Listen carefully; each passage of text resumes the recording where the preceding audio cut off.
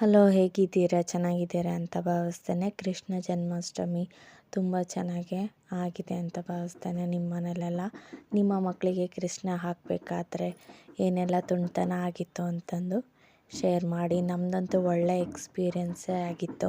ಮಕ್ಕಳು ಹೇಳಿದ್ದು ಕೇಳಲ್ಲ ಅಲ್ವಾ? ಅವ್ರ ಹತ್ರ ಏನಾದರೂ ವೇಷ ಹಾಕಿಸ್ಬೇಕು ಅಂತಂದರೆ ತುಂಬಾ ಕಷ್ಟ ಆಗುತ್ತೆ. ಹಾಗೆ ಅದು ಕೂಡ ಒಂಥರ ಖುಷಿನೇ.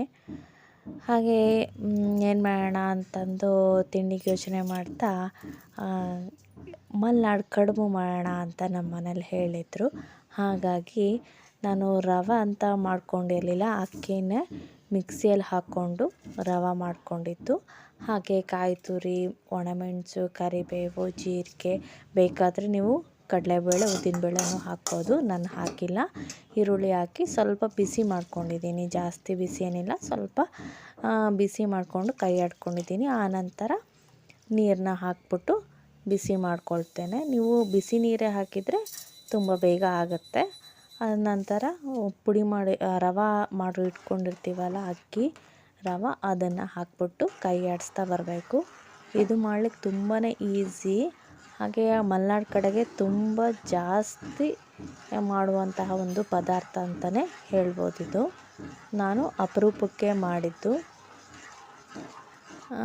ಈ ಥರ ಕೈ ಆಡಿಸ್ತಾ ಬರಬೇಕು. ಗಂಟು ಇಲ್ಲದೇ ಕೈ ಆಡಿಸ್ತಾ ಬರಬೇಕು. ನೋಡಿ, ಈ ಥರ ಆಗ್ತಾ ಬರ್ತಾ ಹೋಗುತ್ತೆ. ಒಂಥರ ಉಪ್ಪಿಟ್ಟಿನ ರವೆ, ಉಪ್ಪಿಟ್ಟು ಮಾಡೋ ಹಾಗೆ ಬರ್ತಾ ಹೋಗುತ್ತೆ. ಆನಂತರ ಇಡ್ಲಿ ತವ ಇದ್ದರೆ ಇಡ್ಲಿ ತವ, ಇಲ್ಲ ಕಡುಬು ತವ ಇದ್ದರೆ ಅದಕ್ಕೆ ಹಾಕ್ಬಿಟ್ಟು ನೀವು ಇದನ್ನು ಹಬೆಯಲ್ಲಿ ಬೇಯಿಸ್ಬೇಕಾಗತ್ತೆ. ನನ್ನ ಹತ್ರ ಕಡುಬು ತವ ಇರಲಿಲ್ಲ, ಹಾಗಾಗಿ ನಾನು ಇಡ್ಲಿ ತವದಲ್ಲೇ ಈ ಥರ ಉಂಡೆಯನ್ನು ಕಟ್ಬಿಟ್ಟು ಬೇಯಿಸಿದ್ದೀನಿ.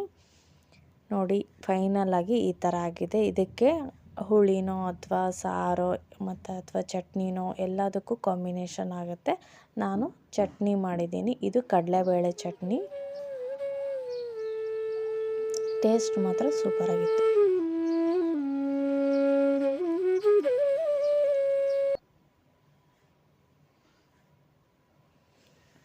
ಎಲ್ರಿಗೂ ನಮಸ್ಕಾರ. ಈ ಒಂದು ವಿಡಿಯೋಕ್ಕೆ ನಿಮಗೆಲ್ಲರಿಗೂ ಸ್ವಾಗತ. ಗಣಿತ ಅಂತಂದರೆ ಮ್ಯಾಥ್ಸ್ ಓದಬೇಕಾದ್ರೆ ಮಕ್ಕಳಿಗೆ ಹೇಗೆ ಮೋಟಿವೇಟ್ ಮಾಡಬೇಕು ಅನ್ನೋದ್ರ ಬಗ್ಗೆ ಇವತ್ತಿನ ಟಾಪಿಕನ್ನು ಆರಿಸ್ಕೊಂಡಿದ್ದೀನಿ.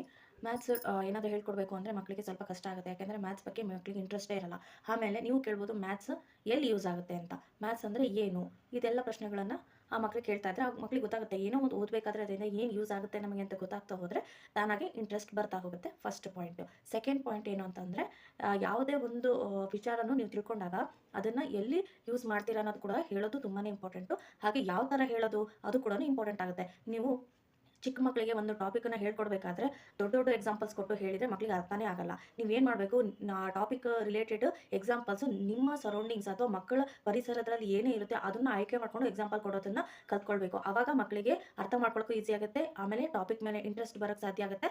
ಹಾಗೆಯೇ ಕ್ಲಿಯರಾಗಿ ಅರ್ಥ ಆಗುತ್ತೆ. ಒಂದು ಕಾನ್ಸೆಪ್ಟ್ ಮ್ಯಾಪನ್ನು ಮಕ್ಕಳು ಮೈಂಡಲ್ಲಿ ಮಾಡ್ಕೊಳ್ಳೋಕ್ಕೆ ಈಸಿ ಆಗ್ತಾ ಬರುತ್ತೆ. ಹಾಗೆ ಇದು ಎರಡನೇ ಪಾಯಿಂಟ್ ಆಗುತ್ತೆ, ಅಂದರೆ ರಿಲೇಟೆಡ್ ಎಕ್ಸಾಂಪಲ್ನ ಮಕ್ಕಳಿಗೆ ಕೊಡೋದು. ಥರ್ಡ್ ಪಾಯಿಂಟ್ ಏನಾಗುತ್ತೆ ಅಂದರೆ, ಮಕ್ಕಳಿಗೆ ಯಾವ ಮೆಥಡಲ್ಲಿ ನೀವು ಮ್ಯಾಥ್ಸನ್ನು ಹೇಳ್ಕೊಡ್ತಿದ್ದೀರಿ ಅದು ಕೂಡ ಇಂಪಾರ್ಟೆಂಟ್ ಆಗುತ್ತೆ. ಇವಾಗ ನಾನು ಇಷ್ಟೇ ಹೇಳಿದ್ನಲ್ವ, 3 ಪಾಯಿಂಟ್ ಹೇಳಿದೆ. ಇವಾಗ ಫಸ್ಟ್ ಪಾಯಿಂಟು, ಮ್ಯಾಥ್ಸ್ ಅಂದರೆ ಏನು? ಮ್ಯಾಥ್ಸ್ ಅಂತಂದರೆ ಇದು ನಂಬರ್ಸ್ ಏನೋ ಒಂದು ಆಟ ಅಂತಲೇ ಅಂದ್ಕೊಳ್ಳೋಣ. It is a systematic study of science in the manner of systematic study of science ಅಂತ ಕರೀತಾರೆ. ಅಂದರೆ ಸೈನ್ಸ್ ಅಂದರೆ ಏನು? ಸಿಸ್ಟಮೆಟಿಕ್ ಸ್ಟಡಿ ಆಫ್ ನೇಚರ್ ಅಂದರೆ ಪ್ರಕೃತಿಯನ್ನು ನಾವು ಸ್ಟಡಿ ಮಾಡೋಕ್ಕೆ ಇರುವಂತಹ ಒಂದು ಸಬ್ಜೆಕ್ಟೇ ನೇಚರ್ ಅಂತ ಕರೀತಾರೆ, ಸೈನ್ಸ್ ಅಂತ ಕರಿತೀವಿ. ಆ ಸೈನ್ಸಿಗೆ ಪರ್ಟಿಕ್ಯುಲರ್ ಆಗಿ ಸಿಸ್ಟಮೆಟಿಕ್ ಇನ್ ಮ್ಯಾಗ್ನಿಟ್ಯೂಡ್ ಅಂದರೆ ಒಂದು ಅಳತೆ ಪ್ರಕಾರ ನಮ್ಮ ಸೈನ್ಸ್ ಅಂದರೆ ಪರಿಸರನ ಸ್ಟಡಿ ಮಾಡೋದೇ ಮ್ಯಾಥ್ಸ್ ಅಂತ ಹೇಳ್ತಾರೆ, ಡೆಫಿನೇಷನ್ ಕೊಡ್ತಾರೆ ಸೈಕಾಲಜಿಯಲ್ಲಿ. ಹಾಗಾದರೆ ಈ ಮ್ಯಾಥ್ಸು ಎಲ್ಲೆಲ್ಲಿ ಯೂಸ್ ಆಗುತ್ತೆ?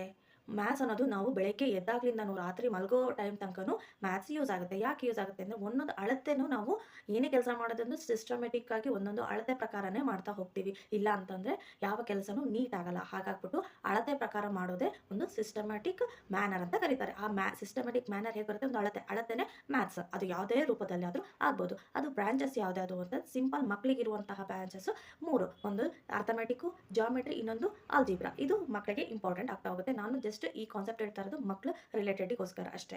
ಹಾಗೆ ಇದು ಇಂಪಾರ್ಟೆಂಟ್ ಆಗುತ್ತೆ. ಸೆಕೆಂಡ್ ಪಾಯಿಂಟ್ ಏನು, ಎಕ್ಸಾಂಪಲ್ ನಾವು ಮಕ್ಕಳ ರಿಲೇಟೆಡ್ ಅಂದರೆ ಪರಿಸರಕ್ಕೆ ರಿಲೇಟೆಡ್ ಆಗಿ ಮಕ್ಕಳಿಗೆ ಓದಿಸಬೇಕಾದ್ರೆ ಎಕ್ಸಾಂಪಲ್ನ ಕೊಡೋದು ಒಳ್ಳೆಯದು ಅಂತ ಹೇಳಿದೆ. ಅದನ್ನು ಯಾವ ಥರ ಕೊಡಬೇಕು, ಒಂದು ಎಕ್ಸಾಂಪಲ್ ನಾನೇ ನಿಮಗೆ ಹೇಳ್ತೀನಿ. ನಾನೊಂದು ಟಾಪಿಕ್ನ ತಗೊಳ್ತೀನಿ, ಯಾವುದು ಅಂತಂದರೆ ಫ್ರ್ಯಾಕ್ಷನ್ ಅಂತ ತಗೊಳ್ತೀನಿ. ಫ್ರ್ಯಾಕ್ಷನಲ್ಲಿ ಏನು ಬರುತ್ತೆ ನಿಮಗೆ, ಫ್ರ್ಯಾಕ್ಷನ್ ಅಂತಂದರೆ ಗೊತ್ತಾಗಬೇಕು ಏನು, A/B ಇರುವಂತಹ ಒಂದು ಕಾನ್ಸೆಪ್ಟಿಗೆ ಏನಂತ ಕರೀತಾರೆ, ಫ್ರ್ಯಾಕ್ಷನ್ ಅಂತ ಕರೀತಾರೆ. ನಿಮಗೆಲ್ಲರಿಗೂ ಗೊತ್ತಿದೆ. A/B ಆರ್ P/Q ಇರುವಂತಹ ಒಂದು P/Q ಇರುವಂತಹ ಒಂದು ಫಾರ್ಮ್ಯಾಟಿಗೆ ಫ್ರ್ಯಾಕ್ಷನ್ ಅಂತ ಕರೀತಾರೆ. ಇದರಲ್ಲಿ ಬೇರೆ ಬೇರೆ ಥರ ಫ್ರ್ಯಾಕ್ಷನ್ ಬರುತ್ತೆ. ಪ್ರಾಪರ್ ಫ್ರ್ಯಾಕ್ಷನ್, ಇಂಪ್ರಾಪರ್ ಫ್ರ್ಯಾಕ್ಷನ್, ಆಮೇಲೆ ಮಿಕ್ಸ್ಡ್ ಫ್ರ್ಯಾಕ್ಷನ್, ಯೂನಿಟ್ ಫ್ರ್ಯಾಕ್ಷನ್, ಈ ಥರ ಬೇರೆ ಬೇರೆ ಫ್ರ್ಯಾಕ್ಷನ್ಗಳು ಬರುತ್ತೆ. ಇವಾಗ ಪ್ರಾಪರ್ ಫ್ರ್ಯಾಕ್ಷನ್ ಅಂತಾನೆ ತಗೊಳ್ಳಿ. ನಾವು ಪ್ರಾಪರ್ ಫ್ರ್ಯಾಕ್ಷನ್ ಅಂತಾನೆ ತಗೊಳ್ಬೇಕು ಅಂತ ಅಂದಾಗ, ಪ್ರಾಪರ್ ಫ್ರ್ಯಾಕ್ಷನ್ ಅಂದರೆ ಏನು ಅಂತಂದಾಗ ಏನು, denominator should be greater than numerator. ಅಂದರೆ ಇಲ್ಲಿ ಇದು A/B ಇದು ಡಿನಾಮಿನೇಟರ್ ಅಲ್ಲ, ನ್ಯೂಮರೇಟರು ಇದು ಡಿನಾಮಿನೇಟರ್. ಪ್ರಾಪರ್ ಫ್ರ್ಯಾಕ್ಷನಲ್ಲಿ ಏನಾಗುತ್ತೆ, ಡಿನಾಮಿನೇಟರು ಜಾಸ್ತಿ ಇರುತ್ತೆ ನ್ಯೂಮರೇಟರ್ಗಿಂತ.